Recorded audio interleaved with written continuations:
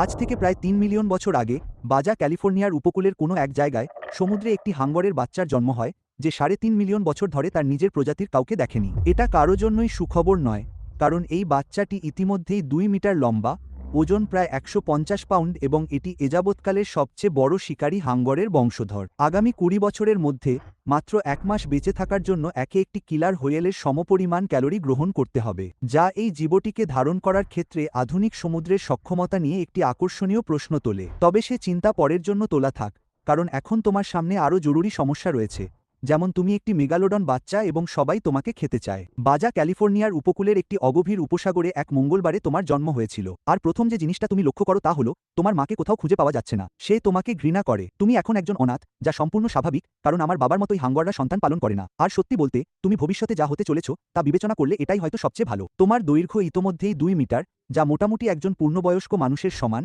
এবং তোমার ওজন প্রায় ১৫০ পাউন্ড। সুতরাং পৃথিবীতে তোমার আগমন মোটেই সহজ ছিল না। এখানকার জল উষ্ণ, তাপমাত্রা প্রায় ২৪ ডিগ্রি সেলসিয়াস। আর এটা শুনতে চিত্তাকর্ষক মনে হলেও এই অক্ষাংশের জন্য যতটা উষ্ণ হওয়া উচিত আসলে তার চেয়ে বেশি। তাই জলবায়ু পরিবর্তনকে ধন্যবাদ, মানুষের কার্যকলাপ থেকে লাভবান হওয়ার এটাই একমাত্র সুযোগ। আজ থেকে প্রায় ৩.৫ মিলিয়ন বছর আগে যখন তোমাদের প্রজাতি সমৃদ্ধি লাভ করছিল, তখন পানামা, ক্যানারি দ্বীপপুঞ্জ এবং বর্তমান মেরিল্যান্ডের মতো জায়গায় প্রজনন ক্ষেত্র ছড়িয়ে ছিটিয়ে ছিল। এই সবগুলোই ছিল অগভীর উপসাগর, যেখানে উষ্ণ জলে প্রচুর খাদ্য ছিল। আর বাজা উপকূলের এই উপসাগরটি সেই বর্ণনার সাথে বেশ ভালোভাবে মিলে যায়।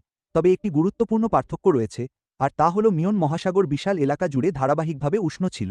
অথচ এখন তুমি সহনীয় তাপমাত্রার জলের একটি সরু ফালিতে আছো, যা তোমার গতি এতটাই কমিয়ে দেবে যে তুমি প্রায় অকেজো হয়ে পড়বে। কিন্তু আপনি এখনও তা জানেন না, কারণ আপনার বয়স মাত্র ৬ মিনিট এবং আপনার প্রধান চিন্তা হলো আপনার প্রচণ্ড খিদে পেয়েছে, যা আপনার বাকি জীবনের জন্য একটি সমস্যা হয়ে থাকবে। তাই এখন থেকেই এতে অভ্যস্ত হয়ে যাওয়া ভালো। আপনার প্রথম খাবার হলো প্রায় ৩০ পাউন্ড ওজনের একটি গ্রাউপার মাছ, এবং আপনি তা ২ বারে খেয়ে ফেলেন। যতক্ষণ না আপনি বুঝতে পারছেন যে আপনার খিদে এখনও রয়ে গেছে, ততক্ষণ পর্যন্ত এটা বেশ কার্যকর মনে হয়, কারণ আপনার বিপাকক্রিয়া এমন এক মহাসাগরের জন্য তৈরি হয়েছিল যার অস্তিত্ব এখন আর নেই। তাই আপনি পরবর্তী কয়েক ঘন্টা অগভীর জলে ঘুরে বেড়ান এমন কিছুর খোঁজে যা এত কষ্ট করার মতো যথেষ্ট বড় হবে। অবশেষে আপনি ৪ ফুট লম্বা একটি হাঙ্গর খুঁজে পান। এটি এক ধরনের রিফ শার্ক, যা আপনার আসার আগ পর্যন্ত নিজের মতো ছিল। আর আপনি এটিকে আস্ত গিলে ফেলেন, কারণ আপনি তা পারেন। এবং কারণ বিবর্তনের পরিভাষায় প্রথম দিনেই হাঙ্গর খাওয়াকে বিশেষজ্ঞরা পাওয়ার মুভ বলে থাকেন। এলাকার অন্য হাঙ্গরগুলো খুব দ্রুতই ব্যাপারটা বুঝে যায় এবং আপনাকে এড়িয়ে চলতে শুরু করে, যা তাদের জন্য বুদ্ধিমানের কাজ, কিন্তু এর মানে হলো আপনার সহজ শিকারগুলো আপনার ইচ্ছার চেয়েও দ্রুত ফুরিয়ে যাচ্ছে। তৃতীয় দিনে আপনি নতুন কিছু দেখতে পেলেন। উপসাগরের ঠিক বাইরে গভীর জলের মধ্যে দিয়ে সাদা কালো আকৃতির একটি দল চলাচল করছে। আর আপনার জিনতত্ত্ব আপনাকে বলছে যে এগুলো সম্ভবত খাবার, কারণ এগুলো বড় এবং স্তন্যপায়ী প্রাণী। কিন্তু আপনার জিনতত্ত্ব প্রায় ৩০ লক্ষ বছর পুরনো। তাই তারা আপনাকে এটা বলে না যে এই নির্দিষ্ট স্তন্যপায়ী প্রাণীগুলো হলো অর্কা, এবং শেষবার যখন মেগালোডন সাঁতার কাটছিল তখন অর্কাদের অস্তিত্বই ছিল না। আপনার জিনতত্ত্ব এটাও উল্লেখ করে না যে অর্কারা বিশেষভাবে ছোট হাঙরের যকৃতের জন্য তাদের শিকার করে, যা তাদের সংস্কৃতিতে একটি উপাদেয় খাবার হিসেবে বিবেচিত। আর আপনার বর্তমান আকারে আপনি তাদের কাছে শিকারী নন, আপনি তাদের খাদ্য তালিকায় আছেন। তাদের মধ্যে একটি দল থেকে আলাদা হয়ে আপনার দিকে আসতে শুরু করে। এই মুহূর্তেই আপনি আধুনিক সমুদ্র সম্পর্কে একটি মূল্যবান শিক্ষা লাভ করেন, আর তা হলো যখন আপনি একা এবং ছোট আকারের হন, তখন বুদ্ধিমত্তা আকারকে হার মানায়। অর্কাটি প্রায় ৭ মিটার লম্বা, যার মানে এটি আপনার চেয়ে বড়, এবং এটি এমন আত্মবিশ্বাসের সাথে এগোচ্ছে যা দেখে মনে হয় এই কাজটি সে এর আগেও অগণিতবার করেছে। সুতরাং আপনি একমাত্র যৌক্তিক কাজটি করেন এবং সেই ঘোলা অগভীর জলে পিছু হটেন, যেখানে তল অস্বস্তিকরভাবে খুব কাছে এবং জল এতটাই ঘোলা যে তাদের পক্ষে কার্যকরভাবে শিকার করা সম্ভব হয় না। অর্কাটি অগভীর জলের কিনারে এসে থামে, কয়েকটি ক্লিক শব্দ করে যা আপনি আপনার সারা শরীরে অনুভব করতে পারেন, এবং তারপর চলে যায়। আধুনিক মহাসাগরে একটি কিশোর মেগালোডন হওয়ার ব্যাপারটা হলো এই। আগের যুগে আপনার সবচেয়ে বড় হুমকি ছিল অন্য মেগালোডনরা, বিশেষ করে প্রাপ্তবয়স্করা, যারা যথেষ্ট ক্ষুধার্ত হলে আপনাকে খেতে দ্বিধা করত না, যা ছিল হাঙরের সাধারণ আচরণ এবং অন্ততপক্ষে সরাসরি কথা বলার মতো ভদ্রতা তাদের ছিল। এখন আপনার সবচেয়ে বড় হুমকি হলো একটি অত্যন্ত বুদ্ধিমান সামাজিক স্তন্যপায়ী প্রাণী, যা সমন্বিত দলে শিকার করে, প্রজন্মের পর প্রজন্ম ধরে চলে আসা সাংস্কৃতিক জ্ঞান ধারণ করে এবং দৃশ্যত সিদ্ধান্ত নিয়েছে যে হাঙরের যকৃৎ পাওয়ার জন্য এই প্রচেষ্টা সার্থক। এটি একটি নতুন হুমকি। আপনি পরবর্তী ৫ বছর সেই উপসাগরের ভেতরে ও আশেপাশে কাটান, বছরে প্রায় ১ মিটার করে লম্বা হতে থাকেন, যা শুনতে দ্রুত মনে হলেও যখন আপনি বুঝতে পারেন যে যেকোনো কিছু থেকে সত্যিই নিরাপদ হওয়ার জন্য আপনাকে ১৫ মিটার লম্বা হতে হবে, তখন ব্যাপারটা আর দ্রুত থাকে না। আর বছরে ৫ মিটার বাড়ার মানে হলো অগভীর জল ছেড়ে বেরোনোর প্রতিবার সময় আপনাকে ১ দশক ধরে উদ্বিগ্ন থাকতে হবে। আর আপনার বয়স বাড়ার সাথে সাথে আপনার খাদ্যাভ্যাসও প্রসারিত হয়। সামুদ্রিক সিংহ, যদি তাদের ধরতে পারেন, ছোট ডলফিন, যদি তারা বোকার মতো কাছে চলে আসে, এবং বড় টুনা, যাদের আপনাকে সত্যিই তাড়া করতে হয়,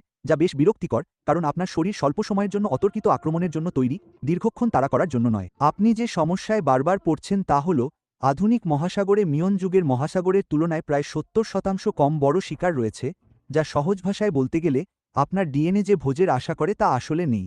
সেই রেস্তোরাঁটি অনেক দিন ধরেই বন্ধ।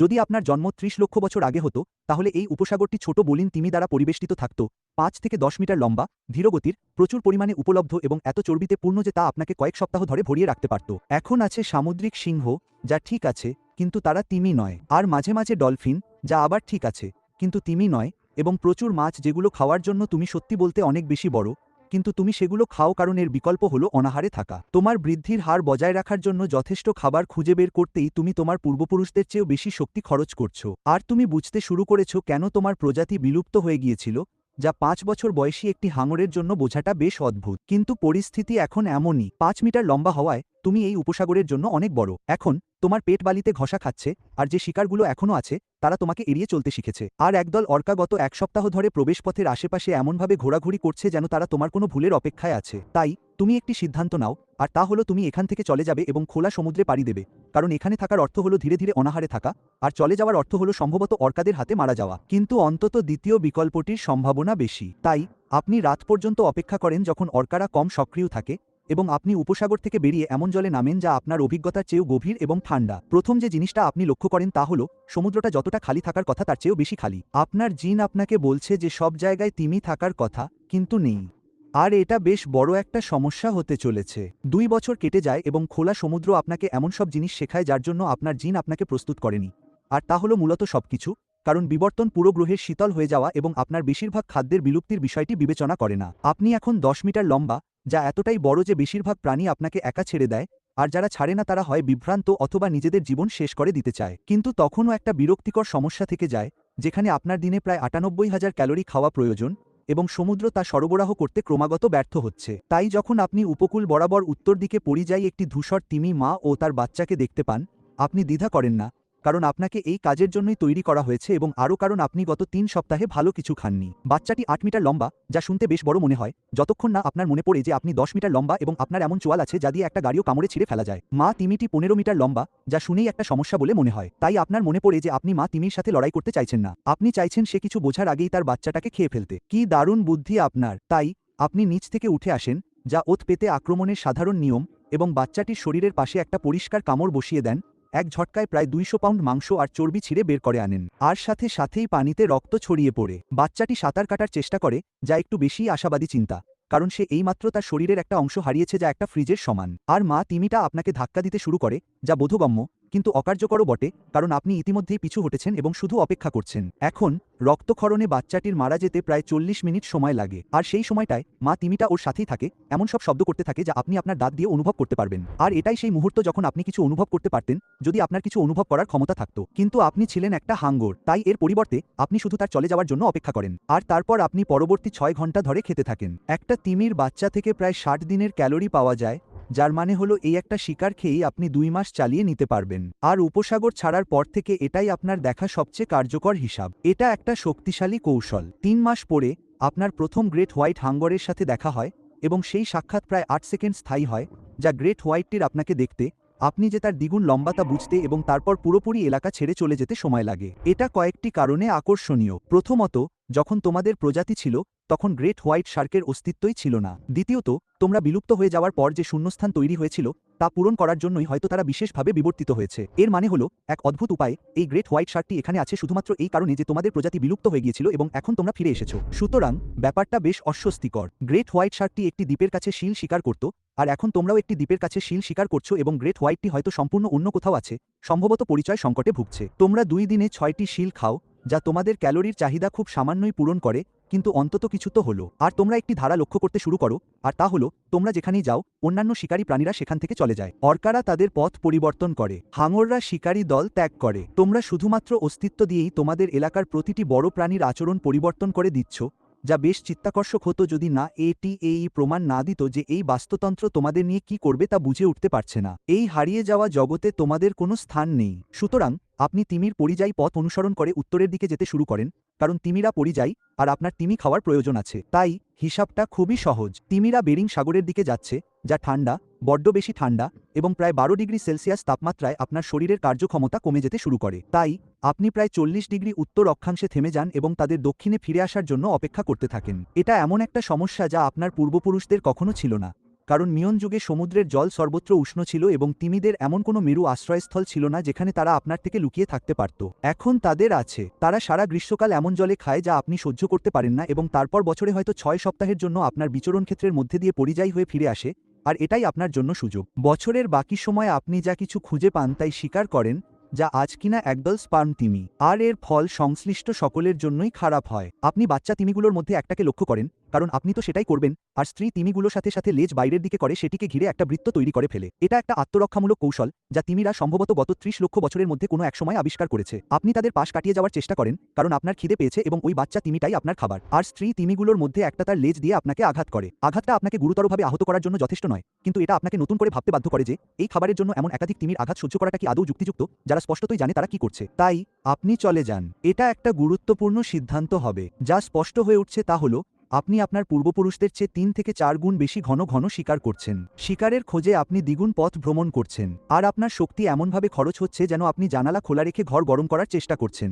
মিয়ন যুগে আপনার আকারের একটি হাঙ্গর প্রতি 2 মাসে একটি মাঝারি আকারের তিমি খেয়েও দিব্যি ভালো থাকত, কারণ তখন সমুদ্র ছিল উষ্ণ, তিমিরা সর্বত্র ছিল এবং তাদের খুঁজে বের করার জন্য মেরু অঞ্চলের জলে তাড়া করার প্রয়োজন পড়ত না। এখন তুমি প্রতি 2 মাসে একটা তিমি খাচ্ছ, সাথে সিল, বড় মাছ আর যা কিছু ধরতে পারছো, আর বেশিরভাগ সপ্তাহেই তোমার শক্তির ঘাটতি থেকে যাচ্ছে। তোমার ডিএনএ যে সমুদ্রের আশা করেছিল তা আর নেই। এর বদলে যা আছে তা আরও ঠান্ডা, আরও শূন্য, আর এখানকার তিমিরা হয় এত বড় যে তাদের নিরাপদে মারা যায় না, অথবা তারা এতটাই চালাক যে নিজেদের এমনভাবে রক্ষা করে যা তোমাকে তোমার জীবনের সিদ্ধান্তগুলো নিয়ে নতুন করে ভাবতে বাধ্য করে। তুমি এমন এক পরিবেশে কোনোমতে টিকে আছো যা তোমাকে ছাড়াই এগিয়ে গেছে। ঠিক এই সমস্যার কারণেই তোমার প্রজাতি বিলুপ্ত হয়ে গিয়েছিল এবং তুমি এখন বুঝতে শুরু করেছো কেন। কিন্তু তুমি বিলুপ্ত হওনি, অন্তত এখনও না। আর 15 বছর পর তোমার দৈর্ঘ্য 17 মিটার এবং ওজন প্রায় 50 টন, যা তোমাকে সমুদ্রের সবচেয়ে বড় শিকারী হাঙর বানিয়েছে। এই ব্যবধান এতটাই বিশাল যে তা অন্য হাঙরদের জন্য প্রায় অন্যায্য। তবে সমুদ্র যেভাবে চলে তাতে ন্যায্যতার কোনো স্থান নেই।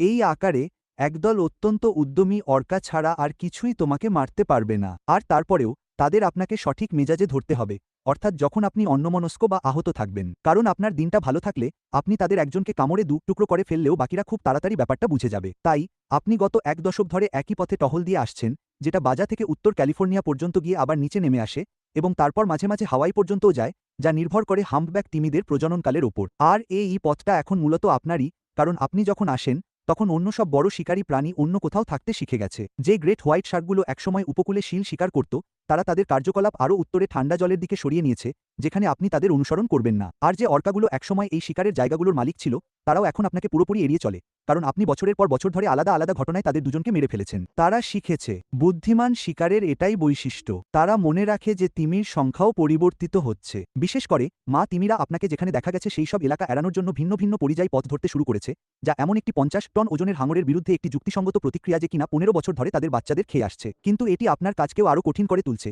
কারণ এখন তাদের খুঁজে বের করার জন্য আপনাকে আরও বিস্তৃত এলাকা জুড়ে শিকার করতে হবে। প্রাপ্তবয়স্ক হওয়ার পর থেকে আপনি এখন পর্যন্ত 47টি ধূসর তিমির বাচ্চা খেয়েছেন, যা শুনতে অতিরিক্ত মনে হতে পারে, যতক্ষণ না আপনি মনে করছেন যে আপনার ওজন ঠিক রাখার জন্য প্রতি মাসে মোটামুটি একটি বড় প্রাণী খাওয়া প্রয়োজন। এবং 15 বছরে 47টি বাচ্চা খাওয়া আসলে সেই গড়ের চেয়ে কম, যার মানে হলো আপনি এমন অনেক ছোট শিকার খেয়ে আপনার ক্যালোরির চাহিদা পূরণ করেছেন যা আপনার ক্যালোরির চাহিদায় প্রায় কোনো প্রভাবই ফেলে না। তবে বাস্তুতন্ত্রের দৃষ্টিকোণ থেকে বিষয়টি এখানেই আকর্ষণীয় হয়ে ওঠে। উত্তর প্রশান্ত মহাসাগরের ধূসর তিমির সংখ্যা প্রায় 20,000 এবং আপনি ব্যক্তিগতভাবে তাদের 47টি বাচ্চাকে হত্যা করেছেন, যা মোট সংখ্যার 23%। আর যদিও এটি খুব বেশি মনে না হতে পারে, ভেবে দেখুন যে আপনি একটিমাত্র হাঙর এবং আপনি একটি প্রজাতির প্রজনন সাফল্যে পরিমাপযোগ্যভাবে প্রভাব ফেলছেন। যখন তোমার চিলটির সংখ্যা প্রচুর ছিল, তখন সম্ভবত শুধু প্রশান্ত মহাসাগরেই কয়েক ডজন মেগালোডন ছিল এবং সেই ঘাটতি পূরণের জন্য তিমির সংখ্যাও অনেক বেশি ছিল। ফলে ব্যবস্থাটা ভারসাম্যপূর্ণ ছিল। এখন তুমি আছো একা এবং তিমির সংখ্যাও কমে গেছে, আর তুমি জনসংখ্যার এমন একটা অংশ কেড়ে নিচ্ছ যা হারাতে তাদের কোনো অসুবিধা নেই। এবং মানুষ এটা লক্ষ্য করেছে, যা অবশ্যম্ভাবী ছিল, কারণ মানুষ সবকিছুই লক্ষ্য করে এবং তারপর সেটাকে অন্যদের সমস্যা বানিয়ে দেয়। তিমির গায়ের স্যাটেলাইট ট্যাগগুলো ক্রমাগত গায়েব হয়ে যাচ্ছে, আর যখন তিমির মৃতদেহ সৈকতে ভেসে আসে তখন সেগুলোতে এমন বিশাল কামড়ের চিহ্ন দেখা যায় যা কোনো পরিচিত শিকারীর সাথে মেলে না। এবং জাহাজগুলো জলের উপরিভাগের কাছে অত্যন্ত বিশাল কিছু একটা দেখার খবর দিয়েছে যা নিশ্চিতভাবে তিমি নয়, কারণ সেটির পৃষ্ঠীয় পাখনা আছে এবং সেটির নড়াচড়াও ভুল দিকে। বিজ্ঞানীরা বিভ্রান্ত, যা বোধগম্য। সরকারগুলো উদ্বিগ্ন, যা ততটা বোধগম্য নয়, কারণ সরকারগুলো সাধারণত ভুল বিষয় নিয়েই উদ্বিগ্ন থাকে। আর কোথাও না কোথাও কেউ হয়তো ইতিমধ্যেই জননিরাপত্তার জন্য তোমাকে মেরে ফেলার পরামর্শ দিয়ে ফেলেছে, যা এক কথায় হাস্যকর, কারণ মানুষ গত শতাব্দী ধরে তিমি শিকার করে তাদের মূল সংখ্যার মাত্র 10% নামিয়ে এনেছে, আর এখন তারা একটা বিশাল হাঙরকে নিয়ে চিন্তিত। সবাই যে প্রশ্নটা করছে তা হলো 50 টনের একটা হাঙর, যেটা কিনা বিপন্ন প্রজাতির প্রাণী খায়, তাকে নিয়ে কি করা যায়? তুমি কি একে রক্ষা করবে কারণ এটা তার প্রজাতির শেষ প্রাণী? তুমি কি একে মেরে ফেলবে কারণ এটা এমন সব জিনিস খাচ্ছে যেগুলোকে আমরা গুরুত্বপূর্ণ বলে ঠিক করেছি? নাকি তুমি একে খুঁজে বের করে গবেষণা করার চেষ্টা করবে আর আশা করবে যে এটা যেন কারো নৌকা খেয়ে না ফেলে? আসলে এসবের কোনো কিছুই তোমার কাছে গুরুত্বপূর্ণ নয়, কারণ তুমি একটা হাঙর এবং মানুষের আইন বা সংরক্ষণের নীতি সম্পর্কে তোমার কোনো ধারণা নেই। তুমি শুধু জানো যে তোমার খিদে পেয়েছে এবং সমুদ্রে খাবার আছে, আর কখনো কখনো সেই খাবারে স্যাটেলাইট ট্যাগ লাগানো থাকে। তোমার শিকারের কৌশল পরিবর্তিত হয়েছে, যা বলার একটা সুন্দর উপায় যে বয়স বাড়ার সাথে সাথে তুমি আরও মরিয়া এবং সুযোগসন্ধানী হয়ে উঠেছো। তুমি এখন উচ্ছিষ্ট খাবার খাও, যা তুমি ছোটবেলায় হাঙ্গর হিসেবে তেমন করতে না, এবং তুমি শিখে গেছো যে মাছ ধরার জাহাজগুলো প্রচুর মরা মাছ সমুদ্রে ফেলে দেয়। তাই তুমি মাঝে মাঝে তাদের অনুসরণ করো এবং সেই মাছগুলো খাও, যা হয়তো মর্যাদাপূর্ণ নয়, কিন্তু আরে, এতে তো বিনামূল্যে ক্যালোরি পাওয়া যায়। তুমি এটাও বুঝে গেছো যে কিছু সামুদ্রিক দ্বীপে তিমির দল থাকে যারা বছরের নির্দিষ্ট সময় কাছাকাছি জড়ো হয়। তাই তুমি সেই অনুযায়ী তোমার পরিযানের সময় ঠিক করো, এবং তুমি জলের উপরিভাগে যেখানে তিমিরা শ্বাস নেয় সেখানে তাদের অতর্কিতে আক্রমণ করতে খুব দক্ষ হয়ে উঠেছো, কারণ সেই সময়ই তারা সবচেয়ে বেশি অরক্ষিত থাকে। গত মাসে তুমি এমনকি একটি নীল তিমির বাচ্চাও মেরে ফেলেছো, যা তোমার সফলভাবে শিকার করা সবচেয়ে বড় প্রাণী ছিল। আর নীল তিমির বাচ্চাগুলো 7 মিটার লম্বা হয়ে জন্মায় এবং তাদের ওজন হয় প্রায় 2 থেকে 3 টন। সুতরাং এটা বেশ তাৎপর্যপূর্ণ।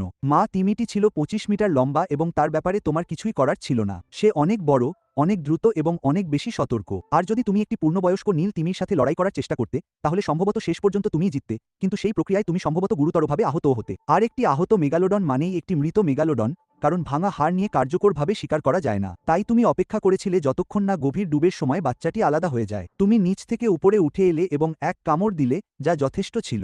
মা ফিরে এসে তার বাচ্চাকে মরতে দেখে শেষ পর্যন্ত তার সাথেই ছিল। তারপর সে চলে গেল এবং তুমি একটানা 8 ঘন্টা ধরে খেয়েছিলে। তবে নীল তিমির ব্যাপারে একটা ব্যাপার আছে। তোমার প্রজাতি বিলুপ্ত হওয়ার আগে পর্যন্ত তারা এত বড় হয়নি, সম্ভবত কারণ তুমি তাদের খাওয়ার জন্য আর ছিলে না, যার মানে হলো তিমিগুলো বিশেষভাবে তোমার অনুপস্থিতির কারণেই বড় হয়েছিল। আর এখন তুমি ফিরে এসেছো এবং তিমিগুলো তোমার জন্য নিরাপদে শিকার করার পক্ষে অনেক বড় হয়ে গেছে। বাচ্চাগুলো ছাড়া এর হতাশাজনক দিকটা উপেক্ষা করলে এর মধ্যে প্রায় মজার কিছু একটা আছে। তোমার বয়স এখন 25 বছর এবং সম্ভবত তোমার আরও 20 বা 30 বছর বাকি আছে, আর এই সময়ের মধ্যে তুমি শত শত বড় প্রাণী হত্যা করেছো। আর তুমি এমন এক মহাসাগরে টিকে আছো যা তোমার জন্য তৈরি হয়নি, এবং তোমার নিছক একগুয়েমি ছাড়া দীর্ঘমেয়াদে তোমাকে টিকিয়ে রাখার আর কোনো উপায় নেই। একটি মেগালোডন কি আধুনিক মহাসাগরে সত্যিই টিকে থাকতে পারে? হ্যাঁ, আপাত দৃষ্টিতে পারে। তুমি কি উন্নতি করতে পারো? ঠিক তা নয়। মহাসাগরটা বড্ড ঠান্ডা, শিকারের সংখ্যা খুবই কম, আর খাবার খুঁজতে গিয়ে তোমার পূর্বপুরুষদের চেয়েও বেশি শক্তি খরচ হয়। আর তুমি বংশবৃদ্ধি করতে পারো না কারণ তুমি একা। আর পারলেও